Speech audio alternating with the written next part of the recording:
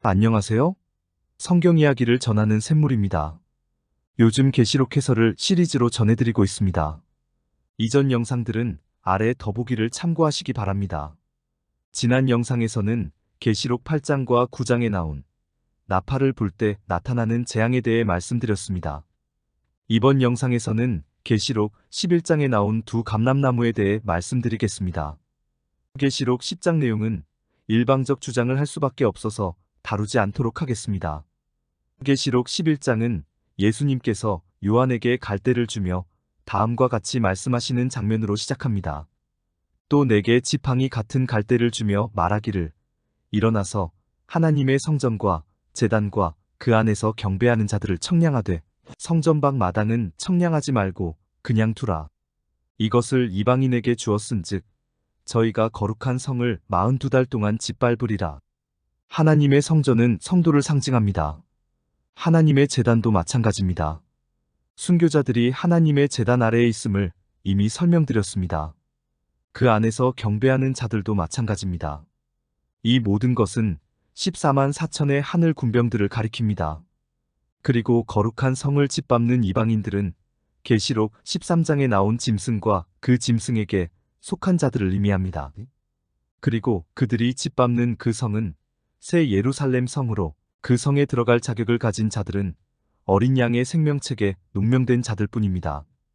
다시 말해서 그 성도 14만 4천의 하늘 군병들을 의미합니다. 짐승이 하늘 군병들을 짓밟는 42달은 이어지는 말씀에 나온 감람나무가 예언하는 1260일과 같습니다. 내가 나의 두 증인에게 권세를 주리니 저희가 굵은 베옷을 입고 1260일을 예언하리라. 이는 이 땅에 주 앞에 섰는 두 감람나무와 두 촛대니 만일 누구든지 저희를 해하고자 한즉 저희 입에서 불이 나서 그 원수를 소멸할지니 누구든지 해하려 하면 반드시 이와 같이 죽임을 당하리라. 예수님은 두 감람나무를 당신의 두 증인이라고 부르십니다. 두 감람나무에 대한 예언은 이미 스가랴서에 나와 있습니다. 스가랴가 천사에게 두 감람나무가 무엇을 의미하느냐고 물었을 때 그 천사는 다음과 같이 대답했습니다. 이르되 이는 기름 부음 받은 자 둘이니 온 세상의 주 앞에 서 있는 자니라 하더라. 그러므로 두 감람나무는 기름 부음 받은 두 사람, 즉 하나님의 두 종을 의미합니다. 예수님은 이들을 당신의 두 증인이라고 하셨습니다. 그런데 신학자들은 이들을 두 사람으로 보지 않고 두 교회로 주장합니다. 그 이유는 4절 말씀을 보고 두 감람나무와 두 촛대를 같은 것으로 여기기 때문입니다. 촛대는 교회, 즉 성도를 의미합니다. 그러므로 두 촛대는 두 교회가 됩니다. 이것을 신학자들은 구약의 교회와 신약의 교회, 즉 유대교와 기독교를 의미한다고 주장합니다. 그렇지 않습니다. 예수님은 그들이 당신의 두 증인이라고 하셨는데 유대교는 예수님을 증거하지 않습니다. 두 교회는 두 감람나무가 세우는 교회를 가리킵니다. 그러므로 두 교회는 감람나무로부터 가르침을 받고 감람나무와 마찬가지로 예수님의 증인 역할을 하는 것입니다. 그러므로 사실상 예수님의 두 증인은 두 감람나무이며 이들은 두 사람입니다. 두 감람나무가 하는 일은 1260일을 예언하는 것입니다. 1260일은 감람나무 시대로부터 1000년 뒤에 있을 일입니다. 그 설명은 더보기에 있으니 참고하시기 바랍니다.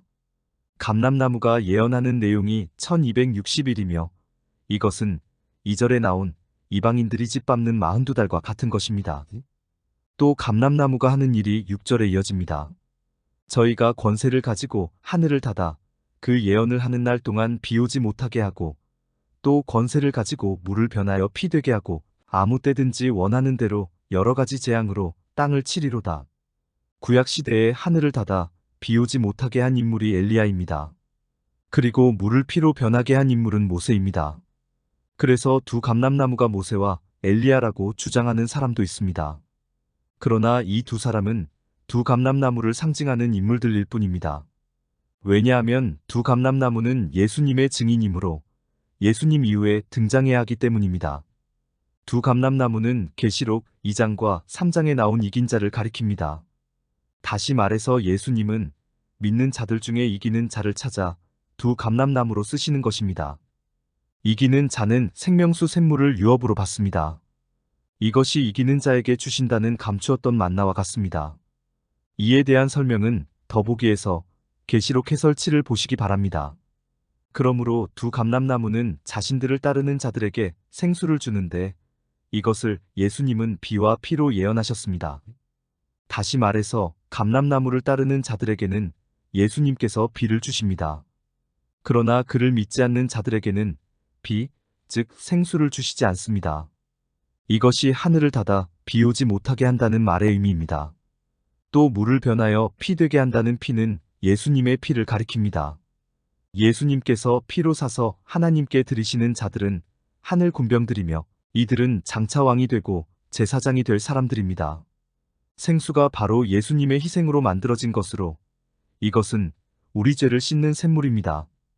그 다음 감람나무가 하는 일 중 하나가 재앙을 내리는 것입니다. 감람나무는 그를 믿는 자들에게 예수님의 피를 전해주고 죄를 씻어 하늘 군병을 만듭니다. 이것이 마지막 때의 추수입니다. 이들이 추수를 마치면 하나님께서 감람나무를 통해 재앙을 내리시게 됩니다. 그 재앙에 대해서는 더보기에 있는 계시록 해설 15를 참고하시기 바랍니다. 두 감람나무가 할 일을 마치면 짐승과 전쟁을 하게 됩니다. 저희가 그 증거를 마칠 때에 무적행으로부터 올라오는 짐승이 저희로 더불어 전쟁을 일으켜 저희를 이기고 저희를 죽일 터인즉 저희 시체가 큰 성 길에 있으리니 그 성은 영적으로 하면 소돔이라고도 하고 애굽이라고도 하니 곧 저희 주께서 십자가에 못 박히신 곳이니라. 여기 나온 큰 성은 바벨론을 가리킵니다. 이 전쟁은 짐승이 무적행에서 올라온 이후에 있을 일입니다. 짐승이 무적행에서 올라오는 일은 마귀들이 무적행에 가둬진 지 1000년 후에 있게 됩니다.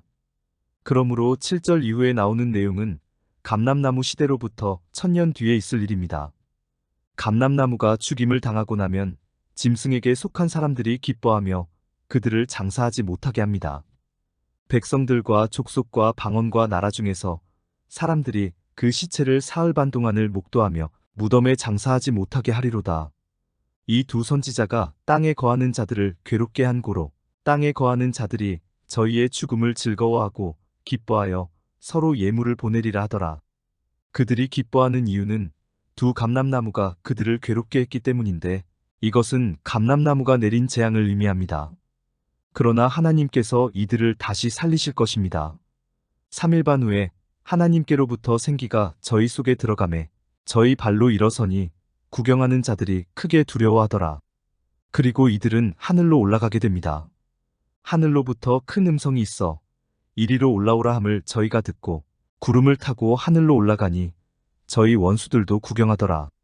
그 이후에 마귀를 멸망시키는 전쟁이 이어지고 그 결과 하나님과 예수님이 모든 것을 다스리는 세상이 만들어집니다. 그 일은 마지막 나팔, 즉 일곱째 나팔을 불므로써 이루어집니다. 일곱째 천사가 나팔을 불매 하늘에 큰 음성들이 나서 가로되 세상 나라가 우리 주와 그 그리스도의 나라가 되어 그가 세세토록 왕 노릇하시리로다 하니 감람나무가 할 일을 마치면 하늘 군대가 완성되고 그 후에 마귀들을 무적행에 가두게 됩니다. 그리고 1000년 후에 그들을 풀어주고 3번의 전쟁을 통해 마귀를 완전히 멸망시키게 됩니다. 그 첫 번째 전쟁에서 감람나무가 짐승에게 죽임을 당하는 것입니다. 하나님께서 이들을 부활시키신 후에 나머지 두 전쟁을 통해 마귀를 멸망시키는 것입니다. 1000년 후에 있을 새 전쟁에 대한 설명도 더보기에 있으니 보시기 바랍니다. 이번 영상에서는 마지막 때의 두 선지자, 두 감람나무에 대해 말씀드렸습니다. 끝까지 시청해주셔서 감사합니다.